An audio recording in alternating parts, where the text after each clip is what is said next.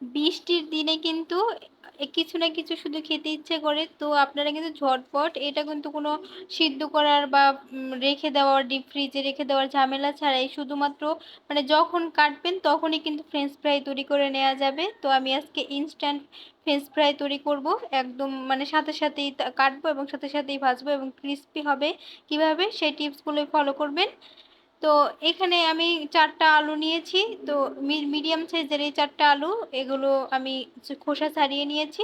তারপরে ভালোভাবে ধুয়ে পরিষ্কার করে নিয়েছি। এরপরে আমি এগুলোকে কেটে নিচ্ছি। তো আপনারা আপনাদের পছন্দ মতো ছোট বড় করে কাটতে পারেন। আর ফ্রেঞ্চ ফ্রাইগুলো কিন্তু এইভাবে করেই কাটা হয়। তো আমি এইভাবে করে সবগুলোকে কেটে নিলাম।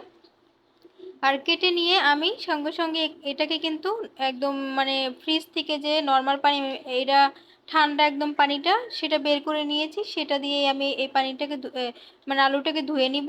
অবশ্যই এখানে ঠান্ডা পানি ব্যবহার করতে হবে, যেহেতু আমরা এটাকে কোনো প্রকার সিদ্ধ করব না বা এই করব না। তো এই জন্য কিন্তু এখানে ঠান্ডা পানি দিয়ে এটাকে ধুয়ে নেওয়ার চেষ্টা করবেন। তো আমি ধুয়ে তারপরে আর একটা পাত্র আমি ঠান্ডা পানি নিয়েছি। এবারে এই পাত্রের মধ্যে আবার দিয়ে দিলাম। তো এটাকে দিয়ে আমি 5 মিনিটের মতো এই ঠান্ডা পানিতে চুবিয়ে রেখে দিব।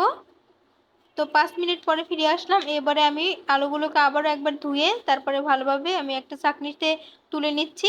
আর তুলে নিয়ে একটা কাপড়ের উপরে দিয়ে দিলাম। তো কাপড়ের উপর দিয়ে আর একটা কাপড়ের উপর দিয়ে দিয়ে তারপর আমি এটা চেপে চেপে আলুতে যে এক্সট্রা পানিটা আছে সেই পানিটাকে মুছে নিব।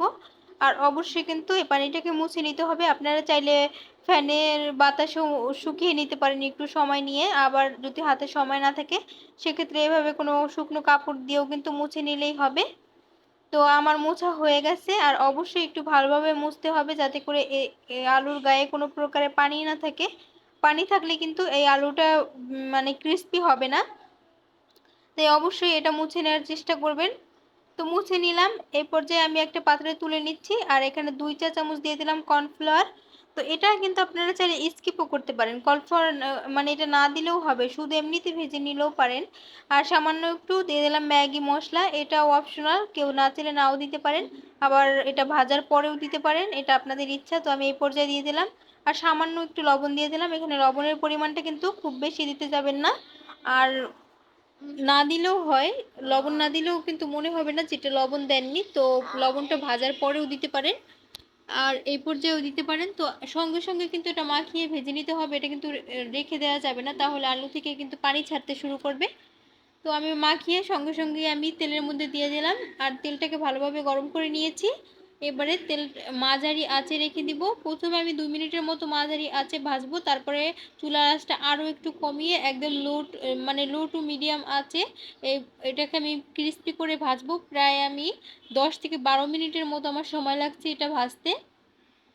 তো অবশ্যই একটু সময় নিয়ে ধৈর্য সহকারে ভাজবেন, যেহেতু আমরা এটা কোনো প্রকার সিদ্ধ করছি না বা ডিপ ফ্রিজে রেখে দিচ্ছি না। যার কারণে মানে ফ্রেঞ্চ ফ্রাইটা কিন্তু এভাবে করেই তৈরি করা হয়, যারা সিদ্ধ করে আবার ডিপ ফ্রিজে রেখে দেয়। তো আমরা যেহেতু মানে ঝটপট তৈরি করছি সেক্ষেত্রে কিন্তু এটা একটু সময় নিয়েই ভাজতে হবে। আর আপনারা চাইলে এই পর্যায়ে তুলে নিতে পারেন। তো আমি আরও কিছুটা ডার্ক করবো, সেজন্য আরও কিছুক্ষণ একটু ভেজে নিচ্ছি। তো এই পর্যায়ে কিন্তু খুব সুন্দর একটা কালার আসছে। এবার আমি নামিয়ে নিলাম। আর দেখুন এগুলো কিন্তু অনেকটাই ক্রিস্পি হয়েছে, আর দেখেই কিন্তু বোঝা যাচ্ছে। তো এখানে বিদায় নিচ্ছি। আল্লাহ হাফেজ।